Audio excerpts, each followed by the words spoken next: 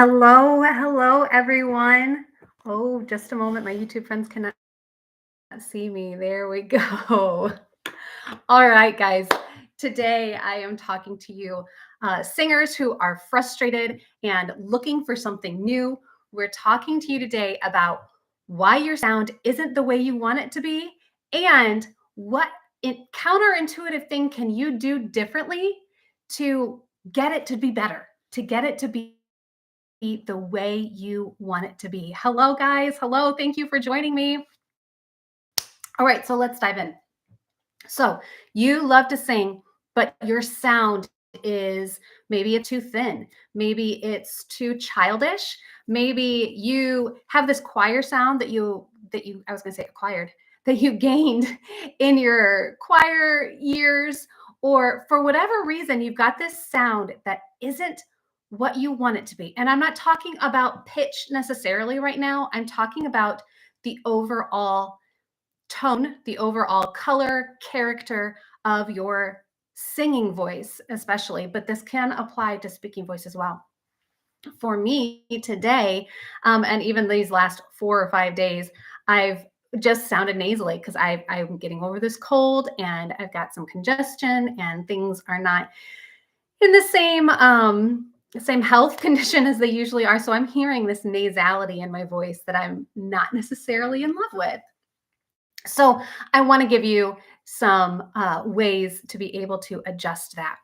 So what you're looking for and what you don't have right now is a clear sound. You don't maybe have that pleasant voice that you like to listen to. Maybe people have told you that your voice is too shrill or just not quite pleasant.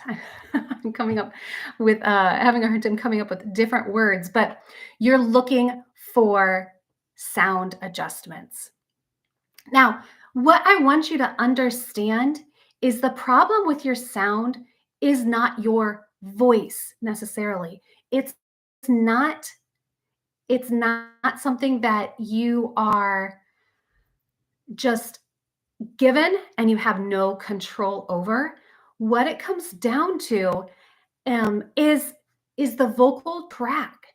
It's the openings and closings or lack thereof from your voice where the sound is created, and then how is it shaped before it comes out to the world.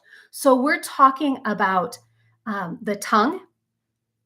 What that has a huge effect on your sound, especially considering the tongue as a whole is two-thirds larger than what you can see. You can only see one-third of your tongue. And so you've got that huge muscle or group of muscles is going down even back in here. So it has a large effect on the way your voice sounds. So you've got the tongue, you've got the throat, how open it is, or how much distance between the voice box to the outer area, and that can be controlled as well. And then you've also got the jaw and how open or closed that is affects your sound.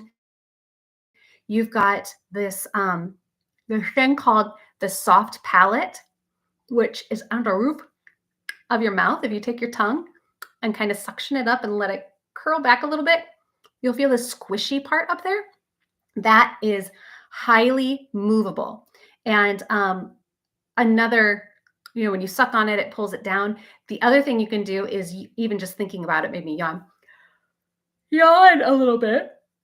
And you feel that kind of pressure or tension on the top roof of your top back part of your mouth. That's your soft palate.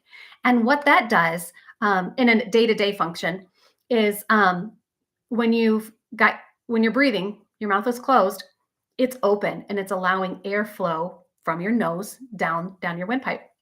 When you're eating and you're swallowing, you can even swallow and you'll feel again, it goes up to the top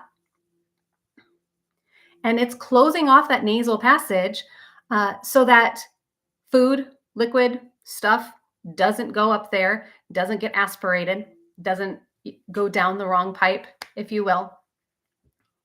Let me clarify that. Going down the wrong pipe, there's a different thing down there that but you don't want it to go up the wrong pipe either. So the soft palate plays a large role in just day-to-day activities, but when it comes to singing, it can mean the difference between a nice lofty, full operatic sound, choral sound, classical type sound versus a pingy, pointed pop sound, maybe a jazz sound, maybe a musical theater belty quality.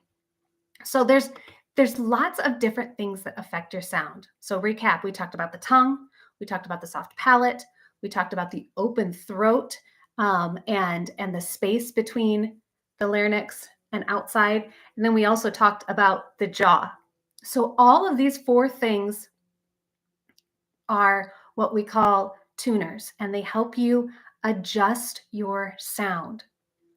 So, what I want you to think about the next time that you are practicing and you don't particularly like the way you're sounding, I want you to do something different.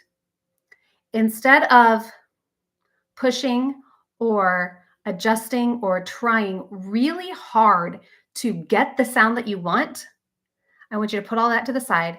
I want you to take 5 minutes, lock the doors, cover the windows if you want to, but I want you to forget about making a pretty sound. I want you to do just the opposite, and I want you to play around with your sound. I want you to see what kind of crazy, weird sounds you can make. I want you to pretend like you're a child and make a childlike sound, or I want you to try and make the ugliest sound that you can make without pain, without hurting. I want you to play around as if maybe it's different animals, like a kitty cat. I tried to talk like a kitty cat just then. Meow, meow. And it doesn't have to sound like that animal, but I want you to try and pretend to be that animal. I want you to try and maybe be an old lady or an old man. I don't care what your gender is. Try and see what you can do with your voice to make it sound like other things. And in doing this, what I want you to think about and pay attention to is, how does that feel? When you are making certain sounds, what is changing in your mouth? What is changing in your jaw? What is changing from the shoulders up? For that matter, what is changing from the shoulders down? And are those sounds easy to make once you wrap your brain around them? Are they physically difficult? Are they painful? If they're painful, stop. If they're not painful, explore them a little more. And I want you to figure out what about your body, what shapes inside are making that sound on the outside. Once you get to the point where you can start playing around with your sounds, you're going to start to discover so much of everything that you're capable of. And you're going to start to gain control and get your voice to do what you want it to do on command, when you want it to do it. And you're going to still need some guidance, maybe with other ears, to help tune in and hone in some of the sounds that you're looking for as a singer.